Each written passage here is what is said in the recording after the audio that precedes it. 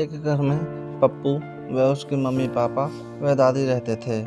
पप्पू अक्सर अपने दोस्तों के साथ बाहर खेलने जाता था, लेकिन उस दिन सुबह उसके दोस्त नहीं आ पाए तो पप्पू अपनी दादी के साथ सो रहा था और पप्पू की मम्मी पप्पू के पापा को उसके बारे में कुछ समझा रही थी। पप्पू अब पढ़ने लायक हो गया है, इसका एडमिशन करा देना, वरना ये ऐसे ही रह जाएगा अपने दोस्तों की तरह आवारा, पूरे दिन खेलता रहता है।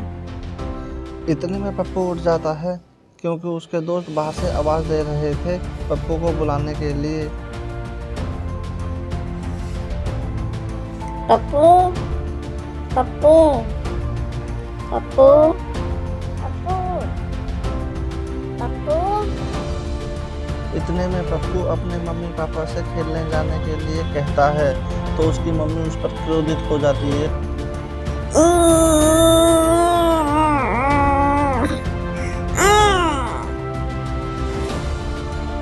इतने में पप्पू कहता है, मम्मी बस मैं थोड़ी देर में ही आ जाऊंगा, अब मुझे जाने दो, मेरे दोस्त इंतजार कर रहे हैं। इतने में पप्पू का पापा कहता है, अभी भाग्यवान जाने दो इसे, बच्चा ही तो है, थोड़ी देर में खेल कर आ जाएगा। इतने में पप्पू चारपाई पे से नीचे उतर जाता है और बाहर अपने दोस्तों के पास पहुंच जाता है। उसके बाहर आते ही उसके दोस्त उससे कहने लगते हैं, आज हम काफी लेट हो गए और तुम अंदर से भी काफी देरी से निकल के आ रहे हो। इतने में रिया पूजा से कहती है, तुम आज फिर बॉल भूल आई, हम किस चीज से खेलेंगे, तुम रोज रोज का यही ड्रामा करती हो। फिर पूजा रिया से कहती है, तुम भी तो मुझे याद दिला सकती थी, तुमने मुझे याद क्यों नहीं दिलाया। उतने में दोनों को समझाते हुए घनश्याम कहता है, तुम दोनों लड़ना बंद करो, आज हम कोई दूसरा गेम खेल लेंगे, जरूरी नहीं है कि हम रोज बॉल से ही खेलें, बस तुम दोनों आपस में लड़ना बंद करो और शांत हो जाओ। उतने में पप्पू ग्राउंड की तरफ चल देता है, फिर सारे दोस्त उसके साथ चल देते हैं।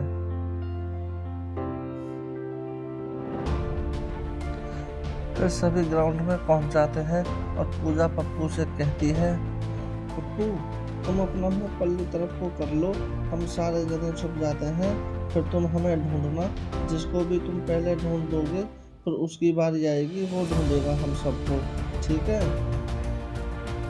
पप्पू कहता है, ठीक है, मैं पीछे घूम जाता हूँ। उतने में पप्पू पीछे घूम जाता है और सभी दोस्त छुपने के लिए चल देते हैं। पूजा और घनश्याम उस पेड़ के पीछे तथा रिया दूसरे पेड़ के पीछे छुप जाती है। पप्पू उन सभी को ढूंढने के लिए चल देता है। उसको काफी समय हो जाता है चलते चलते, लेकिन उसको कोई भी कहीं दिखाई नहीं देता। अभी भी पप्पू ढूंढ ही रहा है, लेकिन कोई भी उसको नहीं मिला। उन सबको ढूंढते ढूंढते पप्पू को शाम हो जाती है, लेकिन उनमें से पप्पू को कोई भी दिखाई नहीं देता, जिससे पप्पू काफी ज्यादा परेशान हो जाता है।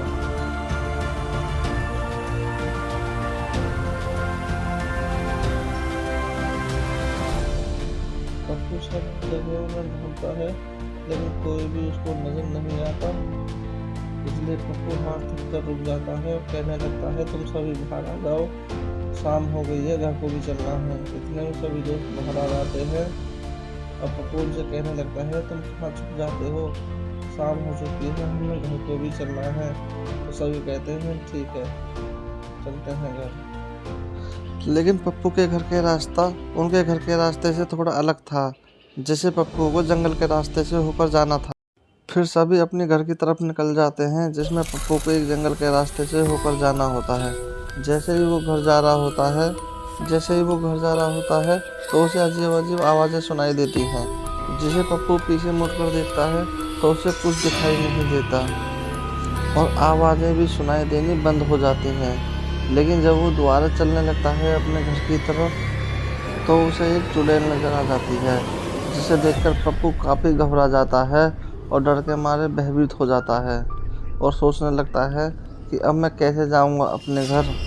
उतने में चुड़ैल के हाथ में एक चाकू आ जाता है और इसे देखकर पप्पू काफ़ी ज़्यादा भयभीत हो जाता है और चुड़ैल खुशी से झूमने लगती है और नाचने लगती है और सोचती है आज तो काफ़ी दिनों बाद मुझे मनुष्य का मांस खाने को मिलेगा। ये देखकर पप्पू काफ़ी ज़्यादा घबरा जाता है और घुटने पे गिर जाता है और कहने लगता है कि मुझे मत मारो, मेरे घर वाले मेरा इंतज़ार कर रहे होंगे, मुझे जाने दो प्लीज़, मुझे जाने दो। लेकिन चुड़ैल उसकी एक बात नहीं सुनती और कहती है मैं तुझे कैसे छोड़ सकती हूँ, मैं काफी दिनों से भूखी हूँ और मैंने मनुष्य का मांस तो काफी दिनों से नहीं खाया है। तुझे खाकर मैं अपनी भूख शांत करूंगी। इधर पप्पू के घर वाले भी काफ़ी चिंतित थे क्योंकि शाम हो चुकी और वो घर वापस नहीं लौटे थे और पप्पू की दादी भी पप्पू के मम्मी और पापा पर गुस्सा कर रही थी और कह रही थी तुमने शाम के टाइम उसको खेलने के लिए भेजा है क्यों? अब जाओ यहाँ से और जाकर उसको ढूंढ कर लेकर आओ, उसे ढूंढकर जल्दी वापस आना। इतनी सुनते ही पप्पू के मम्मी और पापा उसे ढूंढने के लिए निकल जाते हैं और जहाँ वे खेलते थे वे उसी ग्राउंड में पहुँच जाते हैं। लेकिन काफ़ी देर तक उसको ढूंढते रहते हैं, कई घंटे हो जाते हैं, लेकिन पप्पू उन्हें वहाँ पर नज़र नहीं आता क्योंकि पप्पू तो वहाँ से जा चुका होता है। इसलिए वो हैरान होकर उसी रास्ते से जिस रास्ते से पप्पू घर की तरफ जा रहा था वे भी अपने घर की तरफ निकल जाते हैं और पप्पू का पापा कहता है देखो अब वो यहाँ हमें नहीं मिला, हम उस रास्ते से जाते हैं जो रास्ता शॉर्ट है। कभी पप्पू उस रास्ते से निकला हो और वहाँ किसी मुसीबत में फंस गया हो। फिर वे दोनों उसी रास्ते की तरफ चल देते हैं और जाते जाते जैसे ही उस रास्ते पर पहुंचते हैं तो वहाँ देखते हैं कि पप्पू को एक चुड़ैल ने पकड़ रखा है और वो उसे मारने की बातें कर रही है। ये देखकर पप्पू के मम्मी और पापा काफ़ी ज़्यादा हैरान हो जाते हैं और सोचते हैं कि अब पप्पू को इस चुड़ैल से कैसे बचाया जाए। ये तो काफ़ी भयानक और खूंखार चुड़ैल लग रही है। फिर पप्पू के मम्मी और पापा उस चुड़ैल के पास आते हैं और पप्पू को छोड़ने की बात करते हैं और कहते हैं हमने तुम्हारा क्या बिगाड़ा है और तुम इसको क्यों मार रही हो? इतने में चुड़ैल कहती है मैंने काफी दिनों से मनुष्य का भोजन नहीं किया, इसलिए मैं आज मनुष्य का भोजन करके अपनी भूख मिटाऊंगी। तो पप्पू के साथ साथ मैं तुम्हें भी मार दूंगी। ये बात सुनकर पप्पू के मम्मी पापा काफ़ी ज़्यादा घबरा जाते हैं। तो दोस्तों क्या पप्पू के मम्मी पापा उसे बचा पाएंगे? क्या चुड़ैल से पप्पू को बचाकर ले जाएंगे? जानने के लिए देखिए इस वीडियो का अगला पार्ट और चैनल को सब्सक्राइब करो, साथ में बेल आइकन को भी दबाएं। वीडियो अच्छी लगी हो तो लाइक और शेयर करें।